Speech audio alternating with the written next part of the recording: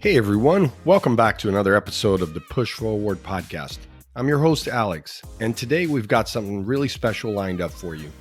You've probably heard of the term influencer or content creator. We have done episodes distinguishing the differences between the influencers and the creators on past episodes, but it's something that is thrown around quite a bit lately. But what does that really mean? And more importantly, what impact is it having on social media and brand strategies? I know as a marketer, it can be hard to understand which is better for your company, your brand, the product or service that you're selling. And if you're in that category where you're creating content, which do you consider yourself? So we've got some data to unpack. So let's get right into it.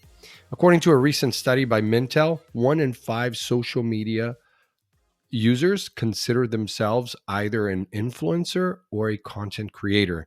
That's right. I said social media users. That's right. 1 in 5. Even more surprising is that 76% of these self-proclaimed influencers say they can fully support themselves with their social media earnings. Now, you've got monetization programs, you've got affiliate programs, brands who will pay you per post, depending on where you fall in the category of influencer or micro influencer. And I think it's important to talk about that. So before I go on, I want to go ahead and review the different levels that exist today, because it's hard sometimes for a social media content creator, to understand what level they are considered to be, because there's a lot of different platforms out there, like your IntelliFluence, Clear, Social Publi, BuzzSumo, and depending on the platform, they will, identify you based on the number of followers, based on the number of engagement, based on the number of comments, reshares. So depending on what platform you're in, you're going to be put into a box as a nano influencer, micro influencer, mid-tier influencer, macro influencer, or mega influencer. So the first one is a nano influencer, less than 10,000 followers. You're typically going to get $200 to $300 per post there. A micro influencer, less than 50,000, $300 to $600 per post. A mid-tier influencer is 100,000 followers, $700 to $900 per post. A macro influencer has at least 500,000 followers, and they can reach anywhere between $2,000 to $3,000 per post. And then the mega influencer, of course, anyone with more than 500,000 followers, they dictate the pricing, but it really depends, because some brands like Disney, Nike, and others, they have their own pricing guides. So it's all about negotiation, and it is different depending on the platform that you're on and depending of your experience in that particular product.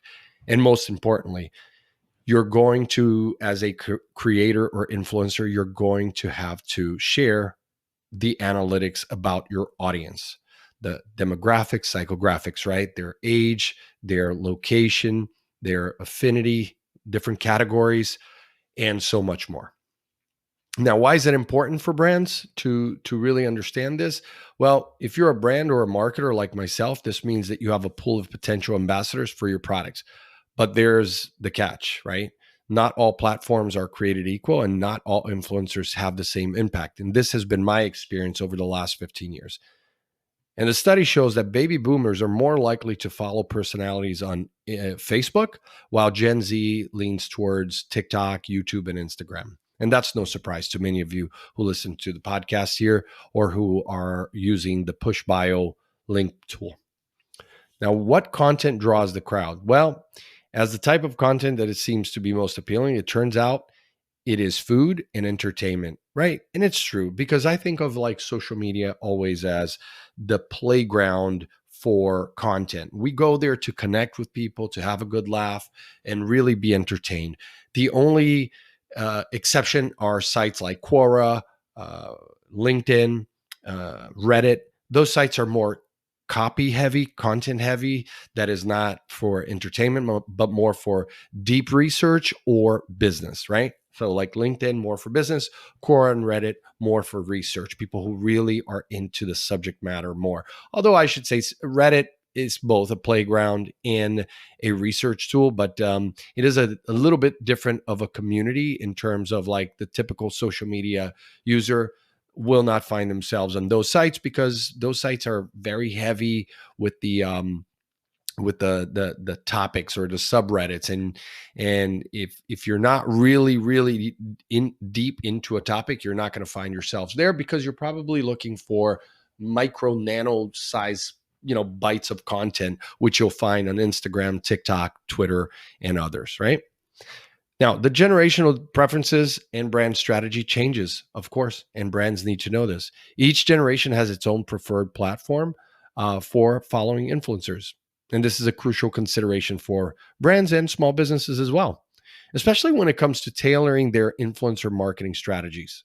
Now, knowing your target demographic can really help you zero in on the most effective platform for your campaigns. So resources that I would share based on this particular episode for the information that I found was Influencer Marketing Hub, also Pew Research on social media demographics, Mintel Report for social media personalities. I also pulled information from IntelliFluence, BuzzSumo, Social Publi, and Clear, which are some of the other platforms that I work with. And again, if you're, it just comes back to that point I was making at the beginning. If you're an influencer, you really need to know the data. Influencers and content creators are shaping the future of social media. I definitely believe that. It's not the brands or the platforms themselves; it's the influencers and the creators, and they're doing this based on the behavioral changes that we see with users. So you got to follow the data, and as a brand, you may not like it, but that is the case. So that's all we have for you guys. The world of social media, as you know, is ever changing. I feel like I've been saying this for 15 years, and the rise of influencers and content creators. Well, content creators is more of a newer concept, right? Because a lot of people fall into there, but it is a trend and it's here to stay. So while the brand identity shouldn't change across platforms, the tone and delivery should. So the tone and delivery, not only from the influencer creator, but also the visual and the copy that you're going to see on those posts, right? So be strategic about your influencer partnerships, your creator partnerships, so that you can yield the highest rewards, especially if you're tapping into a less saturated yet high demand content area. As always, thank you for tuning in to the Push Forward podcast. If you found this episode helpful, please consider giving us a review or sharing it with someone who would benefit from this information. Until next time, keep pushing forward.